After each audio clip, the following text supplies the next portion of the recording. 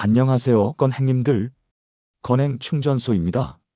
오늘 여러분께 정말 중요한 질문 하나 드릴게요.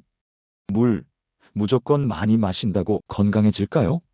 혹시 이런 경험 없으신가요? 하루에 물 2리터씩 억지로 마시는데 뱃살은 그대로고 얼굴은 푸석푸석하고 아침에 일어나면 손발이 붓고 오후만 되면 극심한 피로에 시달리시는 분들 정말 많으세요. 심지어 화장실만 자꾸 가게 되고 밤중에도 소변 때문에 잠을 깨서 수면의 질까지 떨어지는 악순환이 반복되죠. 분명 물 열심히 마시는데 왜 이럴까? 하는 의문 다들 가지고 계시죠? 여러분, 충격적인 사실을 하나 알려드릴게요. 물을 아무리 많이 마셔도 그 물이 세포 속으로 들어가지 못하면 전부 헛수고입니다. 오히려 몸을 붓게 하고 신장에 부담만 주는 독이 될 수 있어요. 오늘 영상 끝까지 보시면 내 몸을 살리는 진짜 물 마시는 법을 얻어가실 수 있습니다. 주변 소중한 분들에게 꼭 공유해 주시고요. 건행 충전소 구독과 좋아요 눌러서 건강 에너지 충전하고 시작해 볼까요? 자, 그럼 지금부터 의학적으로 검증된 세포가 진짜 원하는 물 마시는 법을 알려드리겠습니다. 노화의 진짜 정체는 세포 내 수분 감소입니다. 여러분, 아기 피부를 한번 떠올려 보세요. 통통하고 촉촉하죠? 손으로 살짝 눌러도 탱탱 튀어오르잖아요. 그런데 우리 어른들 피부는 어떤가요? 손등 피부를 살짝 집어 올렸다가 놓으면 천천히 돌아오거나 심하면 주름이 그대로 남아있기도 하죠. 이게 바로 수분의 차이입니다. 아기는 몸의 약 75%가 수분이에요. 몸무게가 10kg이면 7.5kg이 물이라는 뜻입니다.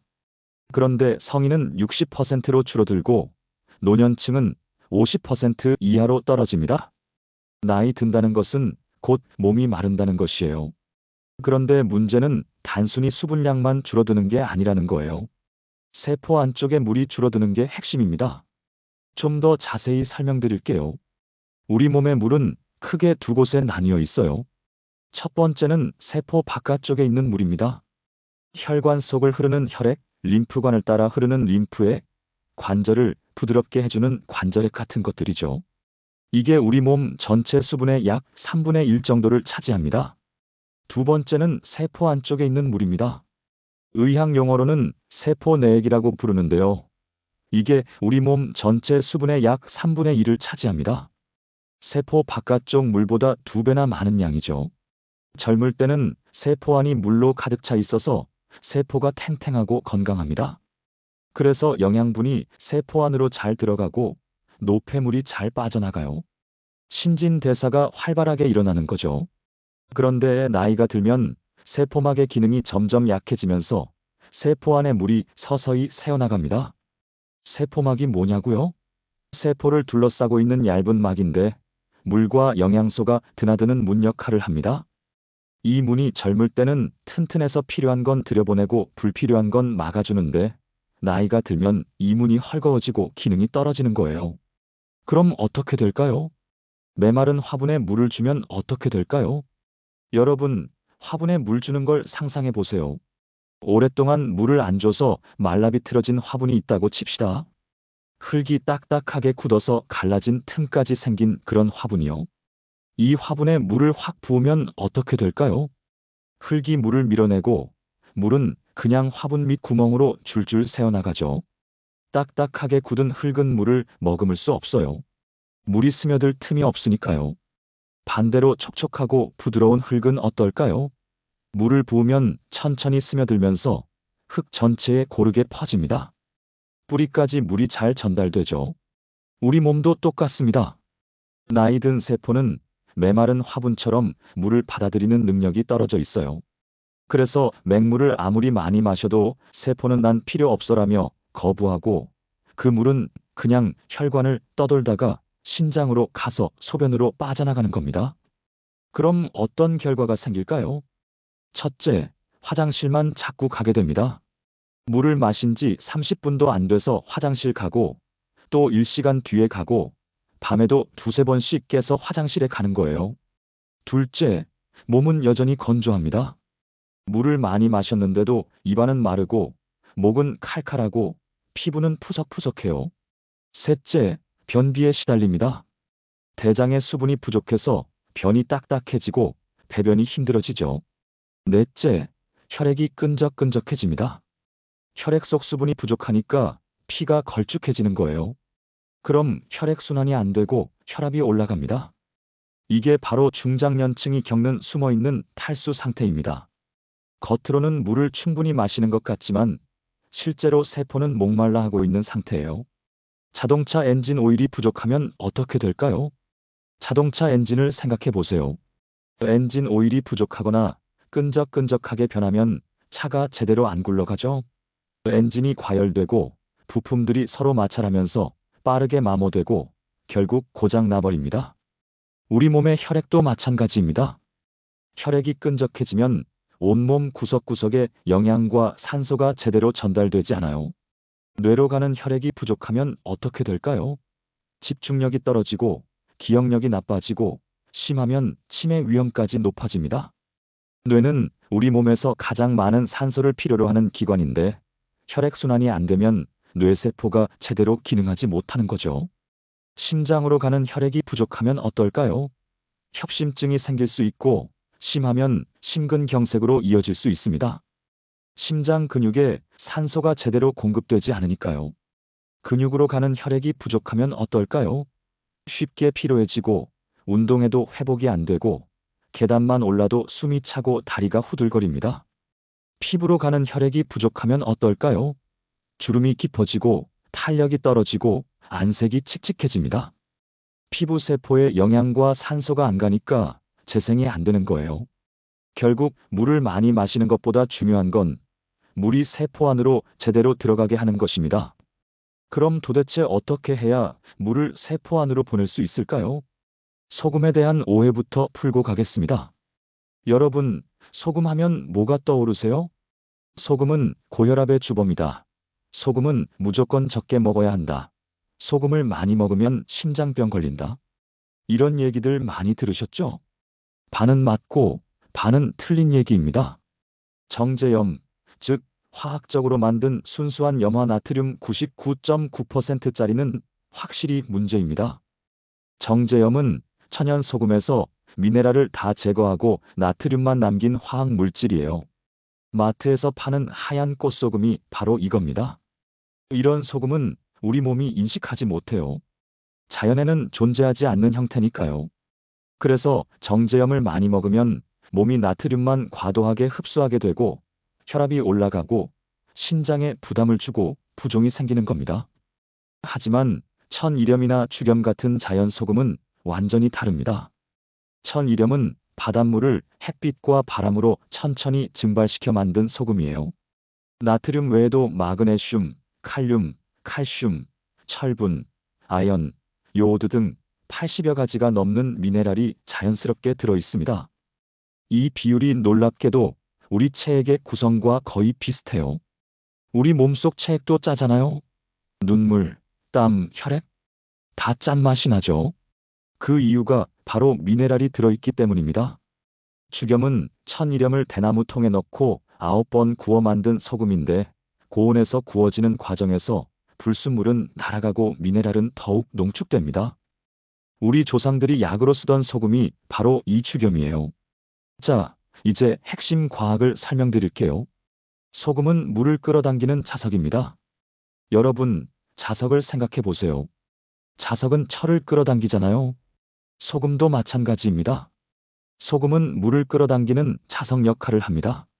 좀 더 정확히 말하면 소금 속의 나트륨과 다른 미네랄들이 물 분자와 결합해서 물을 붙잡아 두는 거예요. 이게 바로 삼투압의 원리입니다. 삼투압이 뭐냐고요? 어렵게 느껴지시죠? 쉽게 풀어드릴게요. 삼투압을 정말 쉽게 설명해 드리겠습니다. 우리 몸은 항상 균형을 유지하려고 합니다. 세포막을 사이에 두고 세포 안쪽과 바깥쪽의 농도를 비슷하게 맞추려는 성질이 있어요. 이게 바로 삼투압이라고 하는 자연의 법칙입니다. 농도가 뭐냐고요? 물에 무언가가 얼마나 녹아있느냐 하는 겁니다. 설탕물을 예로 들면 물 한 컵에 설탕 한 숟가락 넣은 게 저 농도, 설탕 5숟가락 넣은 게 고농도인 거죠. 우리 세포 안쪽은 약 0.9%의 농도로 미네랄이 녹아 있습니다. 물 1리터에 소금 9g 정도 녹아 있다고 보시면 돼요. 이게 우리 체액의 자연스러운 농도입니다. 자, 이제 두 가지 시나리오를 비교해 볼게요. 첫 번째 시나리오, 맹물만 마실 때는 어떻게 될까요? 아침에 일어나서 물을 컵으로 한 잔 마셨다고 칩시다. 순수한 물, 아무것도 안 녹아 있는 물이에요. 농도로 따지면 0%죠. 이 물이 위장을 거쳐 소장에서 흡수되어 혈관으로 들어갑니다. 그럼 혈액의 농도가 순간적으로 묽어져요. 원래 0.9%였는데 0.5%나 0.3%로 떨어지는 거죠. 그럼 세포막이 이렇게 판단합니다. 밖에 농도가 안보다 훨씬 묽네. 이건 받아들이면 안 돼. 우리 세포 안쪽 농도가 망가져 버려. 그래서 세포막은 물이 안으로 들어오는 문을 꽉 닫아버립니다. 물은 세포로 들어가지 못하고 혈관을 떠돌다가 결국 신장으로 가서 소변으로 배출됩니다. 여러분이 물 마시고 30분도 안 돼서 화장실 가는 이유가 바로 이겁니다. 세포가 물을 거부했기 때문이에요. 두 번째 시나리오, 천연 미네랄 워터를 마실 때는 어떻게 될까요? 같은 아침, 물 한 잔에 1000이렴을 한 꼬집 넣어서 마셨다고 칩시다. 이 물의 농도는 약 0.9%입니다. 우리 체액과 거의 똑같은 농도죠. 이 물이 위장을 거쳐 소장에서 흡수되어 혈관으로 들어갑니다. 그럼 혈액의 농도가 거의 변하지 않아요. 원래 0.9%였는데 그대로 0.9%를 유지하는 거죠. 그럼 세포막이 이렇게 판단합니다. 이 물은 우리 세포 안쪽 농도랑 딱 맞네. 들어와도 괜찮겠는데? 그래서 세포막은 물이 안으로 들어오는 문을 활짝 엽니다. 물이 세포 안으로 쑥쑥 흡수되는 거예요.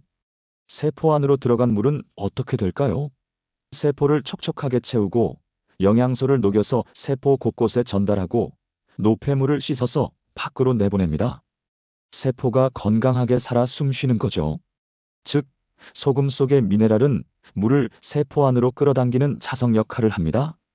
이해되셨나요? 실제 연구 결과를 보면 더욱 명확합니다. 제가 의학 논문들을 직접 찾아봤어요. 특히 운동선수들을 대상으로 한 연구가 많은데요. 운동선수들은 땀을 많이 흘리니까 수분 보충이 정말 중요하잖아요. 한 연구에서 운동선수들을 두 그룹으로 나눴습니다. 첫 번째 그룹은 운동 중에 맹물만 마시게 했어요. 두 번째 그룹은 운동 중에 전해질 음료, 즉 소금과 미네랄이 포함된 물을 마시게 했습니다. 같은 양의 물을 마시게 하고 몇 시간 뒤에 몸속 수분량을 측정했어요. 결과가 어떻게 나왔을까요? 전해질 음료를 마신 그룹이 수분 보유율이 약 30%에서 40% 정도 더 높았습니다.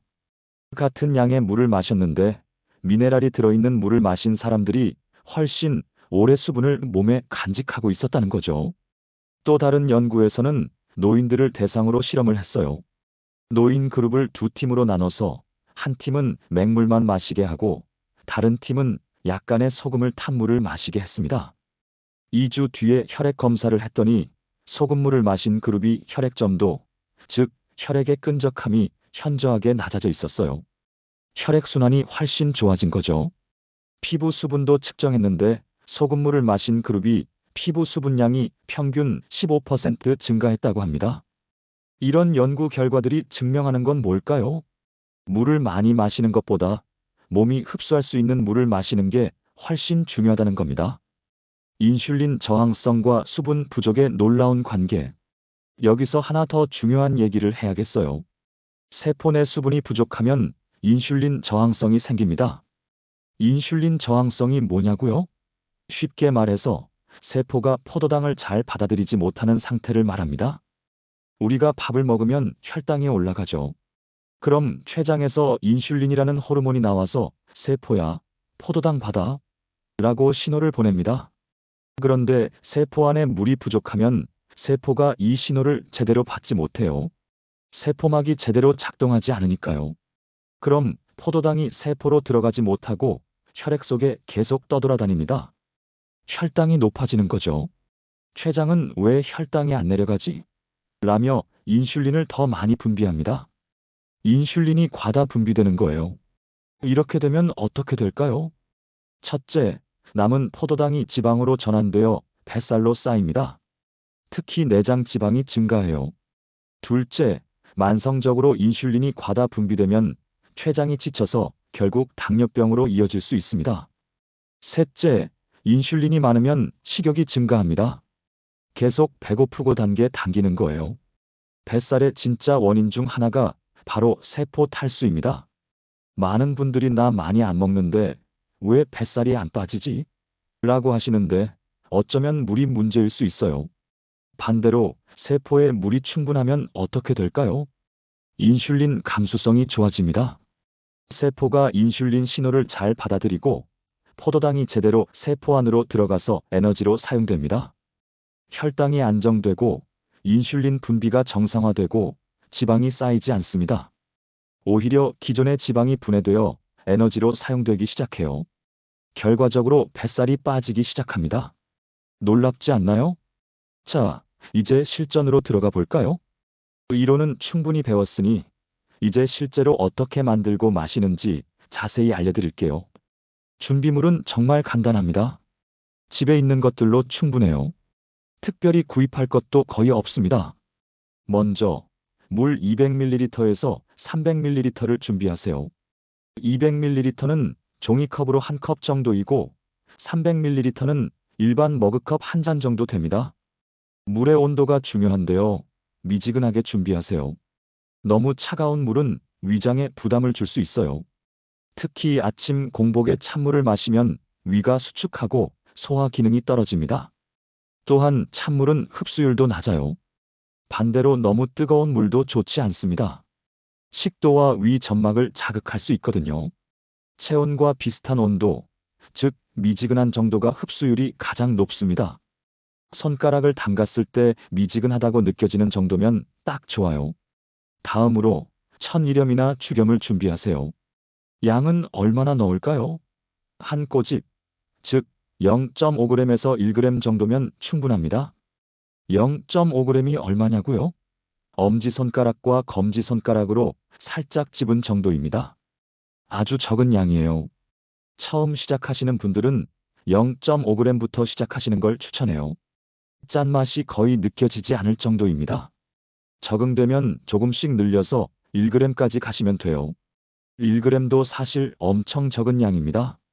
하루 권장 소금 섭취량이 5g에서 6g인데 그중 1g만 이렇게 미네랄워터로 섭취하는 거니까 전혀 과하지 않아요. 선택사항으로 추가할 수 있는 재료들도 있습니다. 레몬즙을 약간 짜서 넣으면 좋습니다. 레몬에는 비타민C가 풍부하고 간 해독에도 도움이 되고 상큼한 맛도 나서 마시기 편해져요. 레몬 4분의 1개 정도 짜서 넣으시면 됩니다. 사과 식초를 넣는 것도 좋은 선택입니다. 사과 식초는 식후 혈당 스파이크를 완화시켜주는 효과가 있어요. 티스푼으로 하나 정도 넣으시면 되는데 처음엔 맛이 좀 시큼할 수 있으니 소량부터 시작하세요. 마그네슘 분말을 추가하는 것도 가능합니다. 마그네슘은 근육 이완에 도움이 되고 수면의 질을 개선해주고 변비에도 효과가 있어요. 약국이나 건강식품 가게에서 마그네슘 파우더를 구입하실 수 있습니다.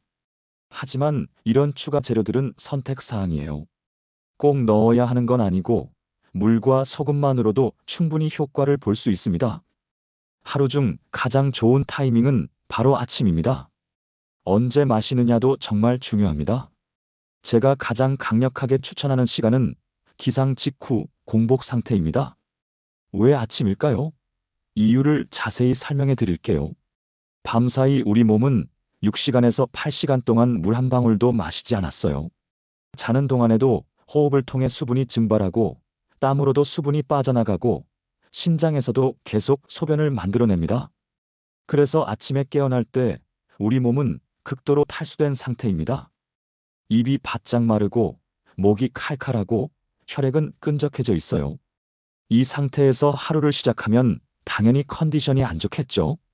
이때 천연 미네랄워터 한 잔을 마시면 어떤 일이 일어날까요? 첫째, 온몸의 60조 개 세포가 촉촉하게 깨어납니다. 밤새 말라있던 세포들이 물을 흡수하면서 활력을 되찾는 거예요. 마치 메말랐던 화분에 물을 줬을 때 식물이 살아나는 것처럼요. 둘째, 장 운동이 촉진됩니다. 미지근한 물과 미네랄의 자극이 장을 깨우면서 연동 운동이 시작돼요. 그래서 아침 배변 활동이 훨씬 수월해집니다. 만성 변비로 고생하시는 분들에게 특히 효과적이에요. 셋째, 하루 신진대사율이 높아집니다. 아침에 수분을 충분히 보충하면 하루 동안의 대사율이 10%에서 15% 정도 상승한다는 연구 결과가 있어요. 같은 활동을 해도 더 많은 칼로리를 소모하게 되는 거죠. 넷째, 밤새 쌓인 독소가 배출됩니다. 우리 몸은 자는 동안에도 계속 대사 활동을 하면서 노폐물을 만들어냅니다. 이 노폐물들이 림프계에 쌓여 있다가 아침에 물을 마시면 림프 순환이 촉진되면서 독소가 밖으로 빠져나가요. 이런 이유들 때문에 아침 공복 상태에서 마시는 게 가장 효과적입니다. 만드는 방법을 단계별로 자세히 알려드리겠습니다. 정말 간단해요. 30초면 충분합니다. 첫 번째 단계, 컵에 미지근한 물을 200ml에서 300ml 정도 준비합니다. 전날 밤에 정수기 물을 컵에 받아서 식탁에 두고 자면 아침에 딱 미지근한 온도가 됩니다. 또는 아침에 정수기 물에 약간의 뜨거운 물을 섞어서 온도를 맞출 수도 있어요. 두 번째 단계, 천일염이나 죽염을 한 꼬집 넣습니다. 엄지와 검지로 소금을 살짝 집어서 물에 넣으세요. 처음이라면 정말 조금만 0.5g 정도만 넣으세요. 눈으로 봤을 때 아주 적은 양입니다. 세 번째 단계, 숟가락으로 살살 저어서 소금을 완전히 녹입니다. 소금이 다 녹을 때까지 20초 정도 천천히 저어주세요. 소금이 녹으면서 물이 약간 뿌옇게 보일 수 있는데 이건 미네랄 성분 때문이니 걱정하지 마세요. 네 번째 단계, 천천히 음미하며 마십니다. 이게 정말 중요한데요. 절대 단숨에 벌컥 들이키시면 안 됩니다. 한 모금씩 입에 머금고 침과 섞이게 한 다음에 천천히 삼키세요. 왜 천천히 마셔야 할까요? 첫째, 침에는 소화효소가 들어있어요. 물과 침이 섞이면 흡수율이 훨씬 좋아집니다. 둘째, 급하게 마시면 위장이 놀라서 경련을 일으킬 수 있어요. 특히 공복 상태에서는 더 그렇습니다. 셋째, 천천히 마시면 포만감도 생기고 물이 몸에 천천히 퍼지면서 세포가 충분히 흡수할 시간을 갖게 됩니다. 한 잔을 마시는데 5분 정도 걸린다고 생각하시면 돼요. 끝. 정말 간단하죠? 하루에 몇 번 마셔야 할까요? 이것도 중요한 질문이에요. 아침 공복에 한 번은 필수입니다. 이건 꼭 지키셔야 해요. 오후 3시에서 4시 사이 피로할 때 한 번 더 마실 수 있습니다. 오후 피로감이 심하신 분들은 이 시간에 추가로 한 잔 더 드시면 좋아요. 하지만 하루에 최대 2회를 넘기시면 안 됩니다. 왜냐고요? 과유불급이기 때문입니다.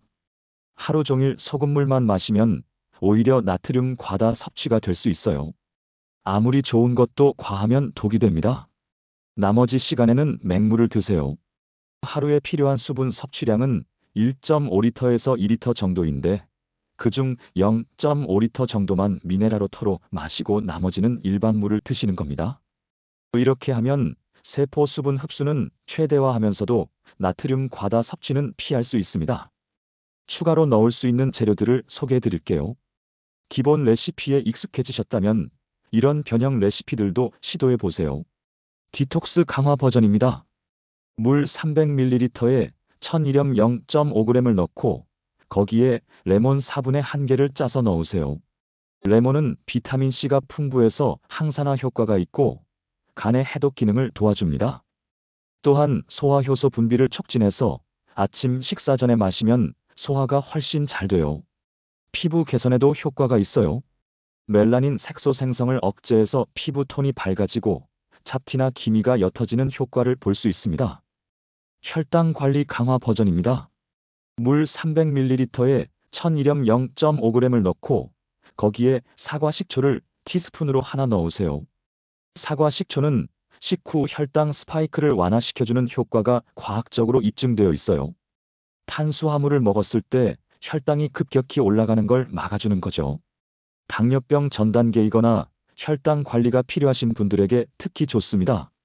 아침 식사 30분 전에 마시면 효과가 더 좋아요. 처음엔 맛이 시큼해서 적응이 필요할 수 있는데 익숙해지면 상큼하고 개운한 맛으로 느껴집니다. 전해질 강화 버전입니다. 물 300ml에 천일염 0.5g을 넣고 거기에 마그네슘 분말을 약간 추가하세요. 마그네슘은 우리 몸에서 300가지가 넘는 효소 반응에 관여하는 중요한 미네랄입니다. 특히 근육 이완과 신경 안정에 효과가 있어요. 밤에 자다가 쥐가 자주 나시는 분, 눈꺼풀이 떨리는 분, 수면의 질이 안 좋은 분들에게 추천합니다. 마그네슘은 약국이나 건강식품 매장에서 구입할 수 있어요. 구연산 마그네슘이나 킬레이트 마그네슘이 흡수율이 좋습니다. 실제로 체감할 수 있는 효과들을 시기별로 말씀드릴게요. 물론 개인차가 있지만 제가 직접 해보고 주변 분들께 권해드린 결과를 정리해 봤습니다. 일주일 후에 느낄 수 있는 변화들입니다. 아침에 일어날 때 몸이 가볍다고 느껴집니다. 전처럼 머리가 무겁거나 몸이 찌뿌둥한 느낌이 줄어들어요. 변비가 개선됩니다. 매일 아침 규칙적으로 화장실에 가게 되고 배변이 훨씬 수월해져요. 피부 건조함이 줄어듭니다. 특히 손등이나 팔, 다리 피부가 푸석푸석했던 분들이 촉촉해지는 걸 느낄 수 있어요. 2주일 후에 느낄 수 있는 변화들입니다. 오후 피로감이 현저히 줄어듭니다. 전에는 오후 3시만 되면 정신이 몽롱하고 졸렸는데 이제는 오후에도 정신이 맑아요. 얼굴 붓기가 줄어듭니다. 아침에 일어났을 때 얼굴이나 눈두덩이가 퉁퉁 붓는 증상이 많이 개선돼요. 소변색이 맑아집니다. 탈수 상태일 때는 소변색이 진한 노란색인데 수분이 충분하면 투명에 가까운 밝은 색이 됩니다. 한개월 후에 느낄 수 있는 변화들입니다. 혈압이 안정됩니다. 특히 고혈압이 있었던 분들 중 일부는 혈압이 정상 범위로 내려오는 걸 경험하세요. 물론 이건 혈액순환이 개선되고 혈액이 묽어지면서 나타나는 자연스러운 현상이에요.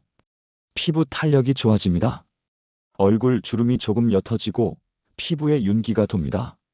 세포의 수분이 충분하니까 피부 재생이 활발해지는 거죠. 체중이 2kg에서 3kg 정도 자연스럽게 빠집니다. 이건 지방이 빠진 게 아니라 부종이 제거된 거예요. 몸에 불필요하게 쌓여있던 물이 빠지면서 몸이 가벼워지는 겁니다.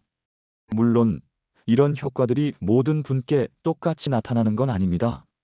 개인의 건강 상태, 평소 식습관, 생활 패턴, 운동 여부, 수면의 질 등 여러 요인에 따라 효과는 천차만별입니다.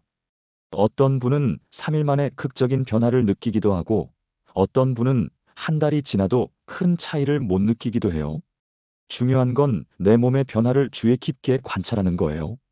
자, 여기서 정말 중요한 얘기를 해야겠어요. 제가 지금까지 좋은 효과들만 얘기했지만 이 방법이 모든 사람에게 만병통치약은 절대 아닙니다. 오히려 특정 분들에게는 위험할 수도 있어요. 즉시 중단해야 하는 신호들을 꼭 기억하세요. 다음과 같은 증상이 나타나면 즉시 미네랄워터 섭취를 중단하고 맹물만 드셔야 합니다. 첫째, 몸이 붓는 증상입니다. 특히 손가락, 발목, 발등, 얼굴이 심하게 붓는다면 즉시 중단하세요. 아침에 일어났을 때 반지가 안 빠지거나 신발이 꽉 끼거나 얼굴이 퉁퉁 붓는다면 이건 신장이 나트륨을 제대로 배출하지 못하고 있다는 신호입니다. 정상적인 사람은 과다한 나트륨을 소변으로 배출하는데 신장 기능이 떨어진 분들은 이게 안 되는 거예요. 둘째, 두통이 생기는 경우입니다.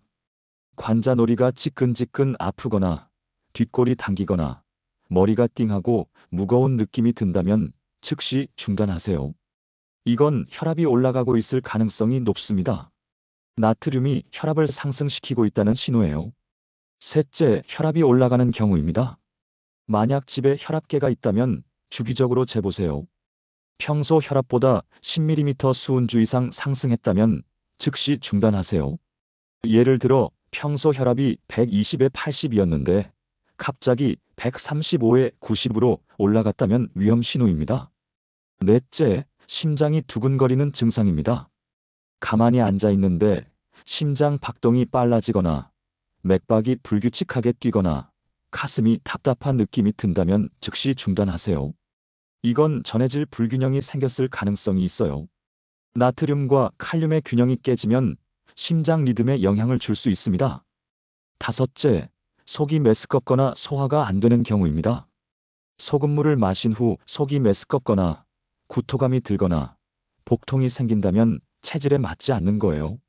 이런 증상들이 하나라도 나타나면 주저하지 말고 즉시 중단하고 맹물을 충분히 드세요. 절대로 이 방법을 시도하면 안 되는 분들이 있습니다. 다음에 해당하시는 분들은 절대로, 정말 절대로 이 방법을 시도하시면 안 됩니다. 생명이 위험할 수도 있어요. 첫째, 신장 질환이 있으신 분들입니다. 만성 신부전으로 진단받으신 분, 신증후군이 있으신 분, 투석을 받고 계신 분들은 절대 하시면 안 됩니다. 신장 기능이 떨어진 분들은 나트륨을 제대로 배출하지 못해요. 소금을 섭취하면 몸에 계속 쌓이면서 부종이 심해지고 혈압이 급격히 올라가고 심하면 폐에 물이 차는 폐부종까지 생길 수 있습니다. 이건 응급 상황이에요. 정말 위험합니다. 둘째, 신부전 환자분들입니다. 심장 기능이 약해져서 신부전 진단을 받으신 분, 숨이 차고 부종이 있으신 분들도 절대 하시면 안 됩니다. 심장이 약한 상태에서 나트륨을 섭취하면 심장에 더 큰 부담이 갑니다. 혈액량이 증가하면서 심장이 더 열심히 펌프질을 해야 하는데 약한 심장은 이걸 감당하지 못해요. 셋째, 조절되지 않는 고혈압이 있으신 분들입니다. 혈압이 140에 90 이상으로 높은데 약을 복용하지 않으시는 분 또는 혈압약을 먹어도 혈압이 제대로 조절되지 않는 분들은 시도하시면 안 됩니다. 반드시 주치의와 상담하신 후에 시도하세요. 의사 선생님이 괜찮다고 하시면 그때 조심스럽게 시작하시면 됩니다. 넷째, 임산부와 수유부입니다. 임신 중이거나 수유 중인 분들은 호르몬 변화로 인해 나트륨에 대한 민감도가 달라져 있어요. 임신성 고혈압이나 임신 중독증의 위험이 있으니 반드시 산부인과 전문의와 상담하신 후에 결정하세요. 의사와 상담이 꼭 필요한 경우들입니다. 다음에 해당하시는 분들은 자가 판단으로 시작하지 마시고 반드시 주치의와 상담하신 후에 시도하세요. 현재 혈압약을 복용 중이신 분들입니다. 특히 이뇨제를 드시는 분들은 주의가 필요해요. 이뇨제는 나트륨을 배출하는 약인데 동시에 소금물을 마시면 약 효과가 상쇄될 수 있어요. 당뇨병으로 약을 먹고 계신 분들입니다. 당뇨병 환자분들은 전해질 불균형에 취약해요. 특히 인슐린을 맞으시는 분들은 반드시 의사와 상담하세요. 심장 질환으로 약을 복용 중이신 분들입니다. 협심증, 부정맥 등으로 심장약을 드시는 분들도 의사와 상담이 필수입니다. 갑상선 질환이 있으신 분들입니다. 갑상선 기능 항진증이나 저하증이 있으면 수분과 전해질 대사에 영향을 줄 수 있어요. 꼭 기억하세요. 건강정보는 참고사항이지 처방전이 아닙니다. 내 몸은 내가 제일 잘 알아요. 몸이 보내는 신호를 절대 무시하지 마시고 조금이라도 이상하면 즉시 멈추세요. 올바른 소금을 선택하는 법을 알려드릴게요. 소금이라고 다 같은 소금이 아닙니다. 어떤 소금을 선택하느냐가 정말 중요해요. 절대 피해야 할 소금들입니다. 첫째, 정제염입니다. 흔히 꽃소금이라고 부르는 하얀 소금이에요. 이건 화학 처리를 거쳐 순수한 염화 나트륨 99.9%만 남긴 겁니다. 미네랄이 전혀 없어요. 둘째, 메시지 같은 화학 조미료가 들어간 맛소금입니다. 이건 더 안 좋아요. 인공 첨가물이 가득합니다. 셋째, 출처가 불분명한 수입 저가 소금입니다. 중금속 오염이나 미세 플라스틱 오염 가능성이 있어요. 제가 추천하는 소금들입니다. 첫째, 국내산 천일염입니다. 특히 신안 앞바다나 태평염전에서 생산된 천일염이 품질이 좋아요. 깨끗한 바닷물을 햇빛과 바람으로만 증발시켜 만든 순수한 소금입니다. 둘째, 죽염입니다. 특히 구에 구운 죽염을 추천해요. 천일염을 대나무통에 넣고 9번 구워서 만드는데 고온에서 구워지는 과정에서 불순물은 제거되고 미네랄은 더욱 농축됩니다. 셋째, 히말라야 핑크솔트입니다. 수억 년 전 바닷물이 땅속에 갇혀 만들어진 암염인데 철분 등의 미네랄이 풍부해서 분홍빛을 띱니다. 가격이 조금 비싸게 느껴질 수 있는데요. 생각해 보세요. 하루에 1g도 안 쓰잖아요. 500g짜리 한 봉지면 1년 이상 쓸 수 있어요. 건강에 투자하는 거니까 좋은 소금을 선택하시길 바랍니다. 자, 건행님들, 긴 영상 끝까지 시청해 주셔서 정말 감사합니다. 오늘 배운 내용을 한 줄로 정리해 볼까요? 핵심 한 줄 요약입니다. 나이 들수록 물을 많이 마시는 것보다 세포 안으로 물이 제대로 들어가게 하는 게 훨씬 중요하다. 그 비결은 바로 천연 미네랄, 즉 소금이었어요. 아침에 일어나자마자 미지근한 물 한 컵에 천일염 한 꼬집을 넣어서 천천히 마시는 것. 단 30초면 만들 수 있는 이 작은 습관이 여러분의 60쪽의 세포를 깨우고 하루를 활력 있게 시작하게 해줄 거예요. 다시 한번 강조하고 또 강조합니다. 신장 질환이 있으신 분, 신부전이 있으신 분, 조절되지 않는 고혈압이 있으신 분들은 절대로 시도하지 마세요. 몸이 붓거나 두통이 생기거나 혈압이 올라가거나 심장이 두근거리는 등의 이상 신호가 조금이라도 느껴지면 즉시 중단하세요. 하루에 1회에서 2회만 마시고 나머지 시간에는 맹물을 드세요. 오늘 정보가 도움이 되셨다면 사랑하는 가족과 친구들에게 이 영상을 꼭 공유해 주세요. 특히 부모님, 할머니, 할아버지, 어르신들께 큰 도움이 될 거예요. 여러분의 작은 공유가 누군가의 건강을 지키는 큰 힘이 됩니다. 구독과 좋아요, 알림 설정까지 해두시면 매일 건강 정보를 놓치지 않고 받아보실 수 있어요. 댓글로 여러분의 경험담도 나눠주시면 다른 분들께도 큰 도움이 됩니다. 저는 이렇게 해봤더니 이런 효과가 있더라, 이런 점은 조심하세요 같은 생생한 경험담을 기다릴게요. 지금까지 매일 듣기만 해도 건강해지는 건행 충전소였습니다. 오늘도 건강하고 행복한 하루 보내세요. 우리 다음 영상에서 또 만나요. 안녕.